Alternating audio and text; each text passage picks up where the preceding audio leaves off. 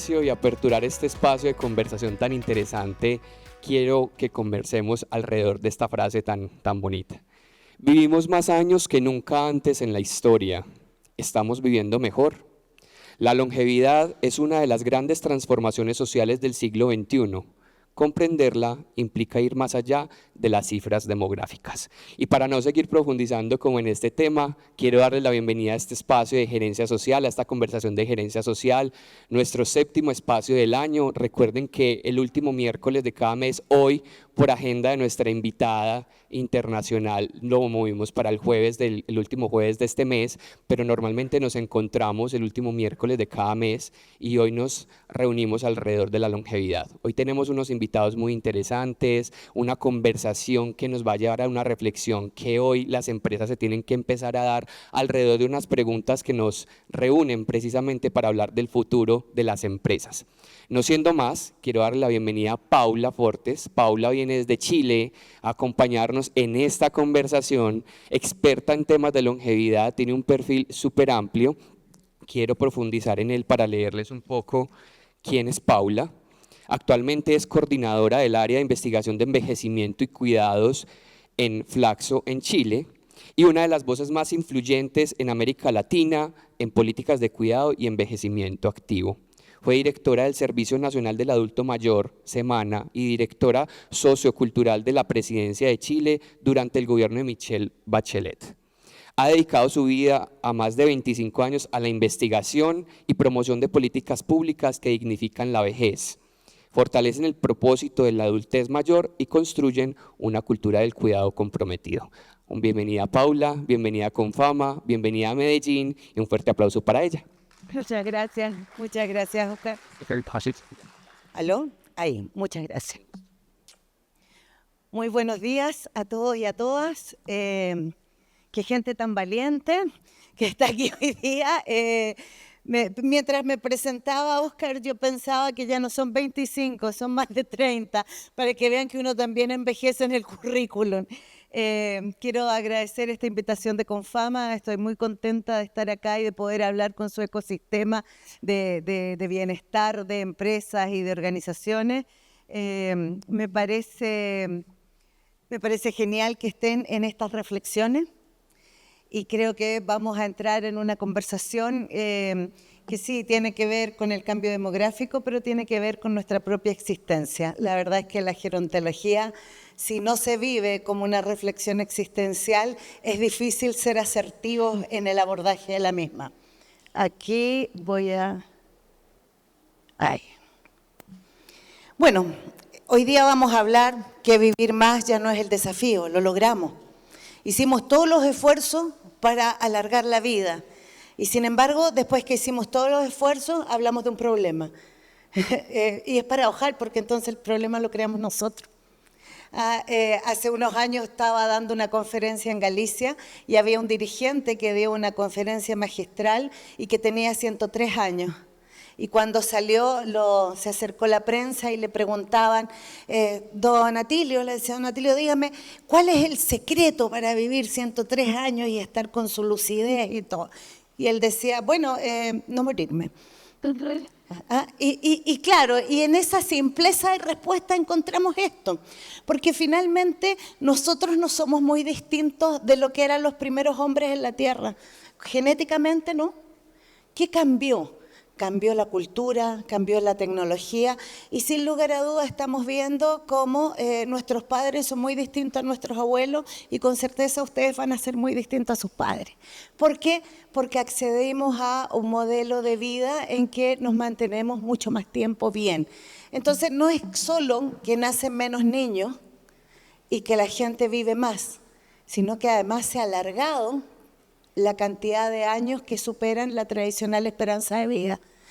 Y esto es muy claro. Por ejemplo, cuando Bismarck en Alemania pensó en la jubilación, que además lo pensó para amortiguar un conflicto social, pensó en una jubilación a los 60, 65 años, pero en esa época la gente no vivía más de 45. Entonces estaba muy bien pensado, ¿no? Pero hoy día que superamos los 60, los 70, los 80 ya donde están ustedes aquí en Medellín y en Colombia, bueno, hay que empezar a replantearnos cómo estamos entendiendo la vida, ya no solo la vejez, la vida. Pues bien, yo les dije cuando partí que hay gente más valiente. Yo creo que los que nos toca vivir hoy día el presente somos un grupo humano muy particular, porque estamos viviendo las 3 grandes transformaciones que están cambiando el mundo a una velocidad nunca antes vista. La transformación tecnológica, ¿no? ¿Se habrían imaginado ustedes hace 15 años cómo iban a vivir hoy día? ¿Se habrían imaginado el teléfono, el rol que iba a cumplir en sus vidas? ¿Cómo era el trabajo a través de las aplicaciones? ¿Cómo nos relacionamos? Porque se dan paradojas, si bien somos mucho más eficientes a través de la tecnología que amplía nuestras capacidades, por otra parte, estamos más conectados que nunca y menos vinculados que nunca. Y eso hace que la soledad empiece a ser la pandemia de esta época. Esta transformación tecnológica va a seguir y va a seguir mucho más profunda. De hecho, se estima que la instalación de la inteligencia artificial tiene un impacto mucho mayor en velocidad que lo que tuvo el Internet. Es decir, somos una generación que naturalmente vamos a tener que ser resiliente y flexible, y parece que la flexibilidad es la gran exigencia al mundo empresarial, al mundo social, al mundo político, etc. El otro cambio fundamental es el cambio ambiental. Lo estamos viendo, lo vemos en las ciudades a diario y por lo tanto tenemos que pensar que ese cambio ambiental va a generar otro flujo, migraciones ambientales, adecuaciones del modelo de trabajo. Ya hay zonas en el planeta que no pueden trabajar sino de noche porque no pueden salir a la calle. Las emergencias que antes vivíamos, no sé, en Chile, que somos bien acontecidos en la tragedia porque tenemos terremotos, aludes, inundaciones y bueno, volcanes, más de 500 volcanes. Creíamos que hasta ahí llegamos y resulta que este último invierno tuvimos tornados, que jamás pensamos que podíamos tener tornados. Y eso implica replantearnos dónde vivimos, cómo vivimos, de nuevo, flexibilidad. Y por otro lado, el cambio demográfico, que es una cosa que podíamos esperar, no nos asombremos, porque ya en los 80 sabíamos que esto estaba. Lo habíamos visto en Europa, que después de la Segunda Guerra viene todo este boom de nacimiento, los baby boom, y estos baby boom a lo largo de los años van envejeciendo y van naciendo menos niños, por lo tanto se cuadratura de la pirámide. Ya, pero los europeos tuvieron otra característica, que después de la guerra estaban en el suelo y por lo tanto, ¿qué decidieron? Crear un estado de protección. Cuando una sociedad está en el suelo, nadie tiene nada, por lo tanto nadie tiene nada que perder y la solidaridad se hace evidente. Y esas 2 características, la velocidad del cambio demográfico de Europa y la situación de haber partido de la nada a un estado benefactor centrado en derecho, son 2 características que nos ponen en un escenario radicalmente distinto a Latinoamérica. Nosotros no partimos la construcción de nuestro Estado ni de la protección social de un Estado ni en el suelo, ni en la mitad, ni arriba. Partimos de escenarios sociales muy desiguales. Y en esos escenarios sociales muy desiguales cuesta muchísimo llegar a pactos sociales que permitan una mejor redistribución o una mejor cooperación o un mejor sistema de protección social o de seguridad social. No es casual que todavía tengamos una deuda tan grande en el continente con el tema de pensiones. Dicho esto, también hay otra característica que es fundamental, que es la velocidad del cambio. A Francia le llevó 132 años pasar de un 7% de población mayor de 60 a un 14%. Ustedes lo hicieron en 29 años. Chile lo hizo en 21. Entonces, esa velocidad del cambio además nos pone una presión muy grande en las políticas públicas, porque lo que otros se tomaron 130 años para adecuar, nosotros tenemos que hacerlo en muy poco tiempo. Y uno se pregunta, ¿por qué? ¿Por qué cuesta tanto si los datos son tan elocuentes que los que toman las decisiones hagan modificaciones a la estructura? Y bueno, vamos a hablar también de eso. ¿Qué es lo que impide el avanzar a este respecto, y yo creo que la gran traba es el edadismo. Una vejez cargada de mitos, de prejuicios, de imágenes negativas que hace que nadie quiera llegar ahí. Y resulta que lo peor de eso es que no es verdad. Y es por eso que necesitamos un enfoque gerontológico. Lo dije al principio, la gerontología es ante todo una reflexión existencial, pero también es una reflexión empírica y también es una reflexión científica. Porque si no hablamos con los datos sobre lo que es la vejez hoy día, no vamos a ser capaces de entenderla como una oportunidad y vamos a seguir hablando del problema. El siglo XXI será el siglo de las vidas largas, no hay más. Esa es una realidad. Y fíjense tanto así que las grandes empresas en el mundo están respondiendo incluso antes que los estados. ¿Por qué? Porque ya sabemos que el 25% del consumo se va a dar en este segmento. Entonces, tenemos que enfrentar un cambio sustantivo. Vamos a vender menos productos a niños y a jóvenes y más productos a mayores.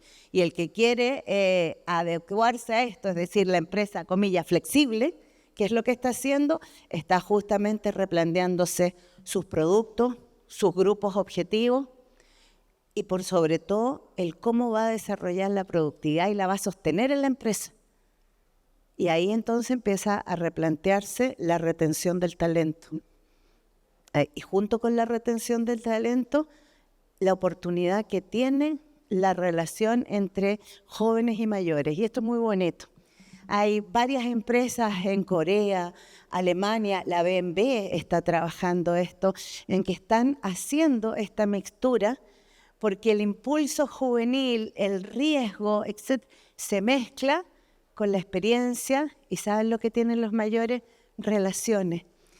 Un ejecutivo de la BMW me contaba que cuando habían tenido una jubilación masiva de trabajadores, de repente se habían dado cuenta que se habían ido con ellos las relaciones que les permitían establecer los vínculos entre proveedores. Y entonces había un replanteo y habían generado este programa de incorporación de mayores. El siglo XXI será el siglo de las vidas largas y las vidas largas necesitan un siglo que les dé oportunidad. Porque ¿cuál es el problema? El problema es que vivamos más. Bueno, la otra alternativa es morirnos y yo estoy segura que ninguno de los que está aquí quiere morirse.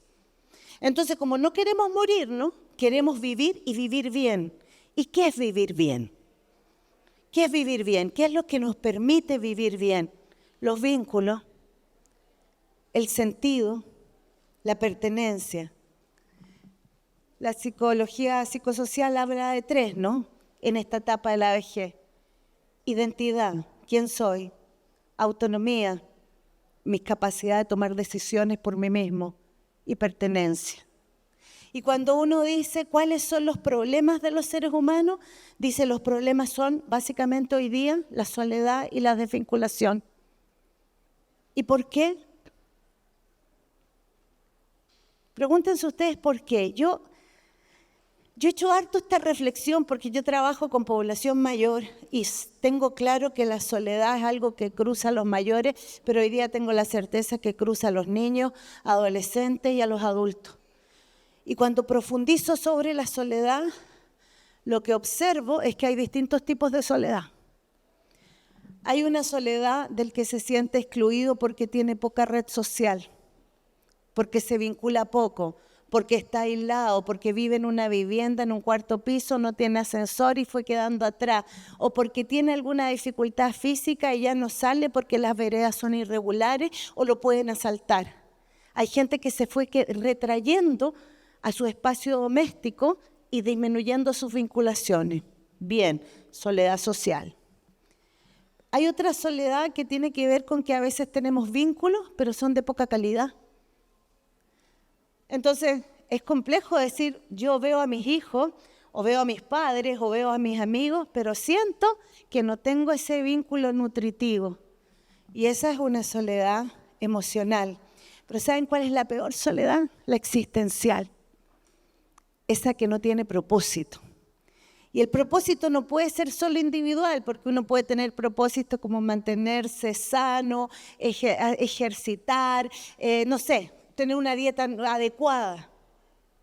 pero el verdadero propósito solo surge en relación con otro, con sentirnos útiles, con sentirnos importantes, con sentirnos reconocidos, con ser respetados. Y eso es lo que buscamos toda la vida. Y la vida nos está permanentemente en el ciclo vital haciendo exigencias. Y cuando somos niños nos dice, tienes que aprender a ser independiente. Cuando somos jóvenes tienes que estudiar y capacitarte. Cuando ya salimos del estudio tienes que trabajar y formar familia. Después tenemos que hacernos cargo de proteger a esa familia y enseñar a volar a nuestros hijos. Y después que jubilamos, ¿qué nos dice la sociedad? Nada. Y lo que es peor, es como ustedes han visto las leyes de la inercia, ¿no? Un cuerpo que va en movimiento y de repente se detiene y le sucede esto. Eso pasa, porque además estamos trabajando, funcionando, haciendo miles de cosas y me dicen, jubilo. Entonces, claro, uno dice, bien, jubilé, podré, en el caso que tenga pensión y que tenga una buena situación económica, porque la verdad es que hay poca independencia si no hay recursos. Pero uno dice, bueno, ya jubilé, me divierto, voy a inventar cosas nuevas. Y voy a hacer turismo, voy a hacer algún taller. Ya, perfecto, 4 años, con suerte. ¿Y después? ¿Y después qué hacemos? ¿Dónde nos reinventamos? ¿Dónde construimos nuevamente el proyecto? Y ahí entonces uno dice, yo estoy bien, estoy sano, tengo ganas, tengo una experiencia, pero la sociedad no me convoca. Y ahí, ¿sabes lo que se pierde? El sentido y el propósito. Y es por eso que la soledad de mayores tiene una característica distinta, porque a eso además se le agregan hitos vitales que son irremediables. No sé, una pareja de 40 años, se te muere el marido o se te muere la señora. Eso es un dolor que no hay elemento social que lo compense. Es dolor. Se te van los amigos. Hay situaciones de pérdida de funcionalidad, hay dolores. Y lo que pasa es que además nosotros hemos vivido en una cultura que celebra solo la felicidad, en que está negado sufrir o tener dolor. Yo les contaba a los chicos que cada vez que me bajo de un avión y paso por una librería a buscar un libro para leer en los minutos que me queden, y cuando entro a las librerías lo primero que encuentro es cómo ser feliz. Sé exitoso en 30 días. ¿Quién se comió mi queso? Entonces, cuando abro las redes sociales, veo gente feliz, viajando, enamorado, qué sé yo. Bueno, no anda gente triste por el mundo. Entonces, cuando nos pasa el dolor, que es eminentemente humano y existencial, cuando vivimos el dolor, ¿saben qué nos pasa? Nos da vergüenza reconocerlo, porque lo vivimos como un fracaso.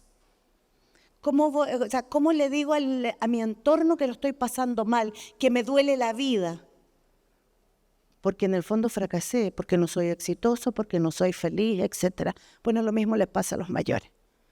Y por eso cuando hablamos de soledad en los modelos terapéuticos y de trabajo, cuesta tanto entrar al tema, porque nadie quiere asumir esa fragilidad de la vida. Y yo creo que es re importante empezar a visibilizarla, porque nos estamos negando incluso la posibilidad de crecer a través del dolor. Pues bien, yo ya les decía, la tecnología cumple un papel fundamental en ampliar las potencialidades, pero cumple un papel que nos está amenazando. Porque resulta que cuando yo trabajo con un experto en tecnología que me desarrolla las ideas que a mí se me ocurren, él las desarrolla. Y él siempre está hablando de lo que va a pasar. Y de repente como que me angustia, porque, por ejemplo, dice, ¿para qué te vas a comprar un auto? Porque en 10 años nadie va a usar auto.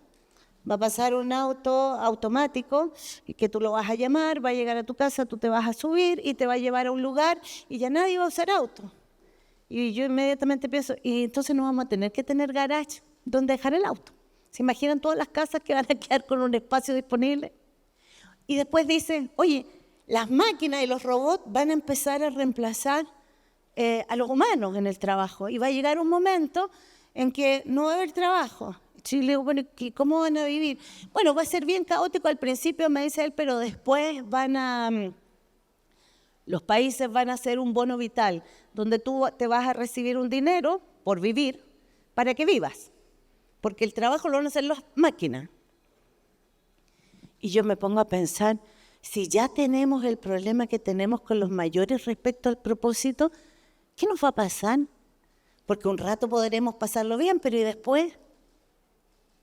Entonces digo, lo que nos está ocurriendo con la tecnología, tenemos que ser capaces también de ser flexibles para potenciar lo que hacemos y para reformularnos en este escenario, porque probablemente el trabajo no sea solo un espacio de búsqueda de ingresos. El trabajo sea un espacio de desarrollo y probablemente si yo soy obrero y trabajo en hacer zapatos y mañana hay una máquina que hace los zapatos, yo podré tener tiempo para hacer comunidad, para hacer vínculos, para preocuparme del otro, para hacer una sociedad mejor. Ahora, esto no es un destino, porque finalmente si uno pudiera planificar en línea, esto no es un destino, pero nos vuelve a plantear el que estamos en una encrucijada donde la toma de decisiones va a ser determinante para nuestra felicidad. Y por cierto, la longevidad solo es posible en un planeta que también puede envejecer con nosotros, porque podemos llegar a esta expectativa sin tener un entorno donde vivir. Yo estoy convencida que la longevidad puede ser el nuevo motor de desarrollo económico, pero también de desarrollo humano, no solo económico. Yo empecé a trabajar a los 19 años con mayores. Toda mi vida me he dedicado a investigar sobre el tema. Todo lo que he hecho en cargos públicos y en cargos privados ha tenido que ver con mayores.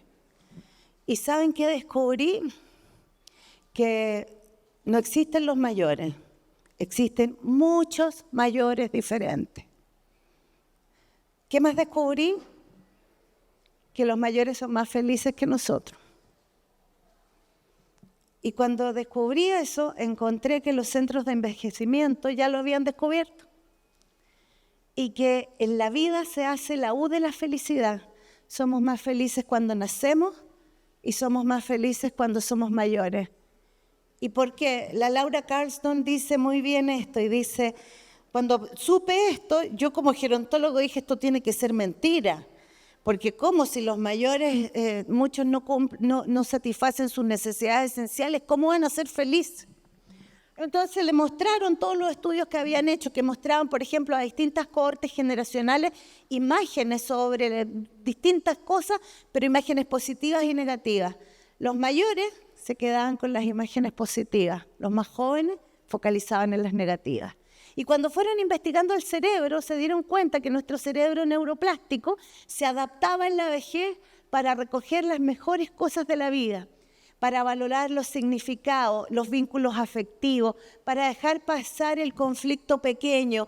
Y bueno, y empiezan a descubrir esto.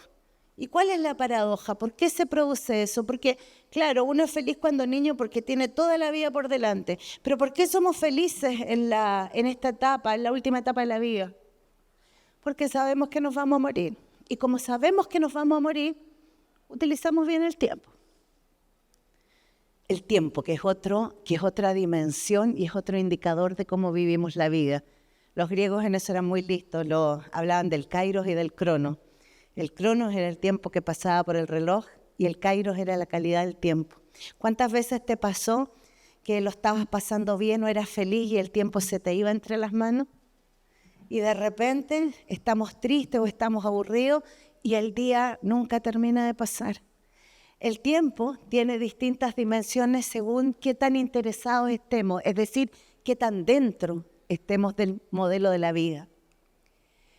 Hay principios que nos da la economía, nos dice garantizar resiliencia financiera, acceso universal a educación financiera, priorizar el envejecimiento saludable como base de la economía, evolucionar los empleos y la capacitación continua para una fuerza laboral y multigeneracional. Esto es súper importante, porque hay mucha gente que viene y dice hay que preparar para la jubilación.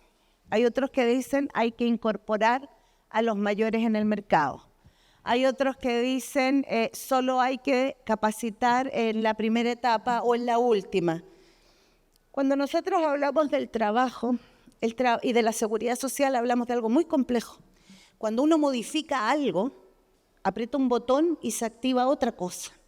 Entonces tenemos que ser, sin lugar a dudas, muy inteligentes cuando pensemos el trabajo en la adultez mayor. Porque no es posible pensar el trabajo en la última etapa de la vida, que además va a ser la más larga, sin pensar en reformular los años de educación, instalar la formación continua, disminuir la brecha tecnológica. Una empresa que quiere mantener trabajadores productivos en todo su circuito va a necesitar capacitar permanentemente. Ahí tiene que establecer un diálogo con la seguridad social, con la compensación respecto de la formación. Necesitamos estar en el trabajo y estar reinventándonos permanentemente. Y cuando llegamos a mayores, necesitamos un tránsito a esta jubilación, prepararnos, porque muchos a lo mejor se han desempeñado como periodistas durante toda su vida y van a querer, después de la jubilación, dedicarse a otra cosa. ¿Por qué no emprender? Cuesta entender que los mayores emprendan, y fíjense que el 20% del emprendimiento en Chile hoy día lo hacen mayores de 60 años. Ese es un dato bien bonito. Y lo hacen sin ningún apoyo, porque no tienen ni capital de semilla, ni asesorías bancarias, ni créditos blandos. Ustedes saben estos temas de los seguros. Y hay otro problema que hay, tenemos instituciones y normas que fueron pensadas para una sociedad joven. Y resulta que hoy día son esas normas las que nos apretan para hacer innovación. Y vamos a tener que trabajar en eso. Los congresos debieran estar hoy día replanteándose la revisión normativa, incluso en materia de servicios de cuidado. Cuando se pensaron los servicios de cuidado, se pensó en un modelo de residencia que acogía y protegía, solo protegía. ¿Y qué hemos descubierto? Que un modelo de residencia es un modelo en el cual la persona tiene que sentirse en su ambiente y por lo tanto tiene que ser capaz de tomar decisiones, etcétera. Y yo me enteraba, por ejemplo, que fui a ver una residencia este sábado en el Carmen del Viboral, que está ahí con animales, una naturaleza, todo muy bonito. Y la directora de la residencia me contaba, por ejemplo, que los mayores le piden ayudar en la cocina y pelar papas o hacer algo, y ella les tiene que decir que no, porque en la inspección, si los pillan, van a determinar que están abusando de ellos. ¡Wow! Mira, o sea, contra toda la orientación, una norma que además me imagino que no es ley, debe ser una normativa municipal. Pequeñas cosas que nos impiden hacer las cosas bien. Y lo peor es que cuando nosotros en el imaginario tenemos una idea, esa idea se hace realidad. Es como en Chile durante mucho tiempo tuvimos la idea que era imposible tener pensiones contributivas. Que no, que era muy caro, que era... No, en fin. Y de repente alguien empezó a decir que sí. Y el 2006 tuvimos la primera reforma. Y creamos la pensión básica universal, es decir, estaba el pilar contributivo y aquí estaba el pilar. Todo el mundo iba a tener una pensión básica solidaria. Y al segundo gobierno, después del de la Michelle, el presidente Piñera dijo sí, y hay que además mejorarlo. Y el tercer gobierno, que está hoy día, acaba de aprobar la tercera reforma, que mejora el pilar solidario, que da más oportunidades en términos de equilibrar la situación de hombres y mujeres, porque los hombres tienen mejor situación que las mujeres tradicionales, pues las mujeres por el cuidado tenemos lagunas muy importantes, ¿no? Bueno, y yo les planteo esto porque de repente hablo con ustedes acá y me dicen el gran problema es que no hay una pensión universal. Bueno, empecemos a imaginar que es posible. Y que es posible no solo en la solidaridad intergeneracional, sino a través de otros impuestos. Pensemos algo como la minería, que extrae un recurso tan valioso de nuestros países y paga tan bajo royalty, por ejemplo. Habrán otros espacios creativos, ¿no? Los mismos intereses se ponen en juego. Esto es bien gracioso porque cuando uno golpea ciertos intereses, son esos mismos intereses que se ponen creativos y descubren otras áreas para financiar esto. Entonces, yo creo que hay que empezar a soñar que es posible. Necesitamos diseñar sistemas y entornos para la contención social y el propósito. Bueno, yo les estaba contando que los mayores son más felices.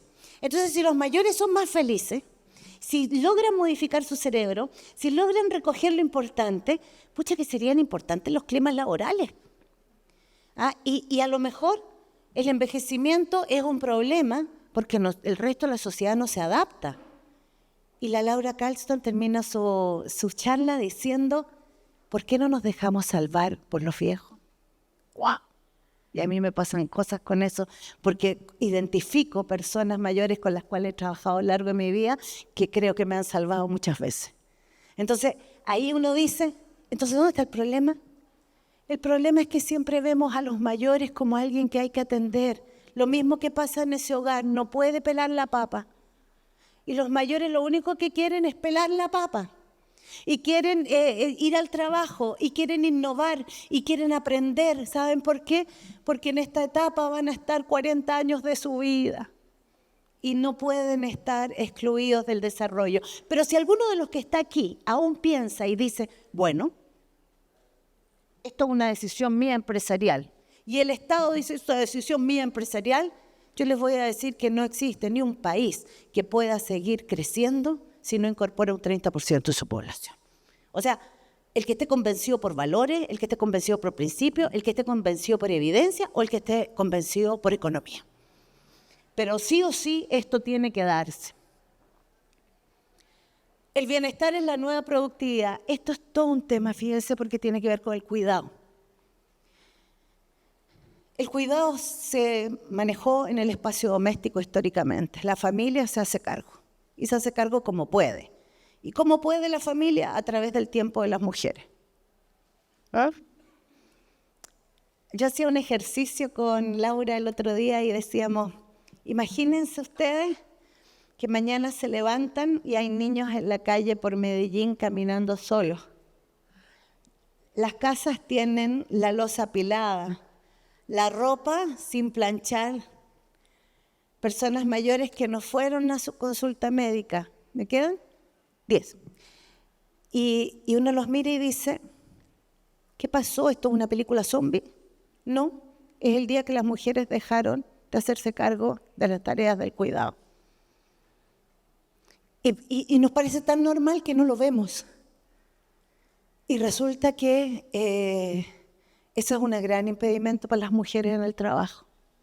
Negociamos más las mujeres, nos fuimos a trabajar y no negociamos el cuidado doméstico.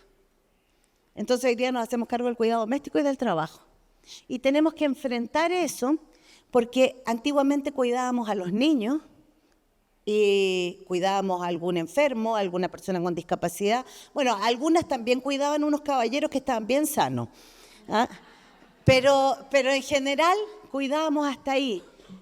Pero resulta que cuando decimos que vamos a vivir hasta los 80 años bien, 60, 70 totalmente activos, 70, 80 o con un poquito de fragilidad, 80 y más, aparece la dependencia. Y cuando aparece la dependencia se requieren cuidados. Y estamos superando eso. Entonces, ¿qué nos pasa a las mujeres? Que nos convertimos en la generación bisagra. Cuidamos a los hijos y después cuidamos a los padres. Pero los cuidamos solas. Y además nos cuesta el empleo, el cuidado nos cuesta el trabajo, nos cuesta la previsión. Y los que saben de esto han dicho, señores, hay que reconocer el cuidado. R1, R2, hay que reducir la carga. R3, hay que repartir la carga. Y hay que repartirla, lo primero que uno dice, bueno, entre hombres y mujeres, claro. Pero también entre el Estado, la comunidad, la empresa y la familia. Y entonces uno dice, ¿y la empresa podría? Sí, claro, la empresa pudo hacer trabajos flexibles en pandemia. La empresa puede hacer teletrabajo para facilitar el cuidado de los niños y de los mayores. La empresa puede dar facilidades con licencias por cuidado, etcétera. Entonces el empresario dice, wow, pero eso me cuesta. Bueno, yo le quiero contar que los estudios que hay sobre empresas que reconocen el cuidado y lo facilitan aumentan un 20% su productividad. Porque el trabajador valora mucho ese acompañamiento. Y por lo tanto, el bienestar va a estar asociado a la nueva productividad, el bienestar de los mayores, el bienestar de la familia. El capital más valioso del futuro es la capacidad de seguir aprendiendo. Innovar no es reemplazar personas, es fortalecer vínculos. El futuro no se hereda, se construye entre generaciones. ¿Qué fuerza tiene? No sé, ¿cuántos de ustedes fueron criados o tuvieron la cercanía de un abuelo? ¿Creerían que su vida habría sido mejor sin él? Bueno, esas son las evidencias, eso es lo que está ahí. Y sin embargo, seguimos actuando en una inercia de prejuicios y de mitos que nos hacen daño, porque el edadismo es un tipo de discriminación que no ocurre sobre otro, como el racismo, la homofobia. El edadismo ocurre sobre nosotros mismos. Empieza desde la más tierna infancia. Hay estudios en que se le pregunta a los niños cómo es la vejez y te dicen que es un mal momento. ¿Qué sabe un niño de la vejez? O por ejemplo, ustedes, ¿no? Veo aquí hartas mujeres que empezamos, las mujeres además vivimos el edadismo peor, porque empezamos con, me gusta esa minifalda, pero ya no tengo edad. Oye, me gustaría usar el pelo así, pero ya no tengo edad. O voy a tener, no, ya no tengo edad. Me encantaría hacer surf, pero ya no tengo edad. Oye, no tengo edad. Y de paso nos dicen, oye, las canas se ven horribles. A los hombres le quedan bien, a las mujeres no. Y las arrugas son feas. ¿Y qué nos dice? Es una industria que mueve miles de millones. Y para peor hay gente que cree que un buen piropo es decirnos qué joven te ves. Las mujeres nos pasamos mal con el edadismo, porque cuando llegamos a vieja, todo lo que creíamos que no podíamos hacer, fuimos reduciendo el espacio y resulta que tenemos re poco que hacer, excepto criar nietos, que está muy bien, pero bueno, queremos hacer otras cosas también. El edadismo mata. Se ha demostrado científicamente que las personas edadistas caminan más lento, se recuperan más lento de las enfermedades y viven en promedio 7,5 años menos. Y el edadismo es la gran pelea que tenemos que dar en el trabajo y en el día a día y con nosotros, porque nos va a matar. Y yo a veces miro todo lo que hemos avanzado en materia de derechos de mujeres y de minorías sexuales. Y digo, bueno, si empezamos a mirar el edadismo, lo vamos a empezar a encontrar en distintos lugares. Por ejemplo, cuando una persona mayor va al médico con su hija y el médico, en vez de hablarle a la persona mayor, le habla a la hija. Porque lo más complejo de eso es que te transmite una imagen de ti que no es una imagen real, pero es una imagen que daña. Lo conté varias veces esta vez, pero la directora de la OPS en Chile, que era la Paloma Cucci, un día me dice que, ¿sabes? Me dice, ¿cuándo me sentí vieja? No, le digo, ¿cuándo? Cuando fui a hacerme el control ginecológico a Cataluña y entré y el médico me dijo, ¿qué viene a hacer? Vengo a hacerme el control ginecológico. ¡Qué bueno! Y ella se preguntó, ¿y por qué me habla como si fuera tonto? Entonces él le dijo, ella le dice a él, oye, pero yo soy médico. ¡Pero qué bonito! Bueno, ese tipo de manera de hablarle a los mayores se llama elder talk. Se ha estudiado que está muy presente en los hospitales y que lo que te transmite es justamente que la vejez está asociada a la dependencia, peor aún, a la dependencia cognitiva. Pues bien, vamos terminando. Tenemos que desatar estos nudos entonces, el cultural, el edadismo, el ambiental, la falta de sostenibilidad, el institucional, los marcos rígidos, el económico, la falta de inversión y el tecnológico, la brecha digital. El bienestar no es filantropía, chiquillos, es estrategia. Pasar del trabajo a la jubilación como un proceso flexible. Daikin, Japón, mentorías post-jubilación. Sodexo, Francia. Silver Academy, Canadá, incentivos fiscales a empleo senior. No se trata de jubilarse de la vida, sino del agotamiento. Trabajos part-time, jornadas flexibles, seguridad laboral para el trabajo mayor. Cada país apuesta por la longevidad y multiplica su bienestar. Ahí hay distintos ejemplos, ¿no? La teleasistencia avanzada en España, el cohousing intergeneracional en los Países Bajos, las empresas saludables en Dinamarca, etc. Convertir el envejecimiento en oportunidad es una decisión estratégica. Lo que dicen los centros del envejecimiento del mundo entero es claro. La longevidad es una oportunidad histórica donde hay propósito, hay salud. Donde hay propósito, hay salud. Mire qué bonito. Donde hay cuidado, hay productividad. Donde hay generaciones juntas, hay innovación. Y donde hay corresponsabilidad, hay futuro. Muchas gracias.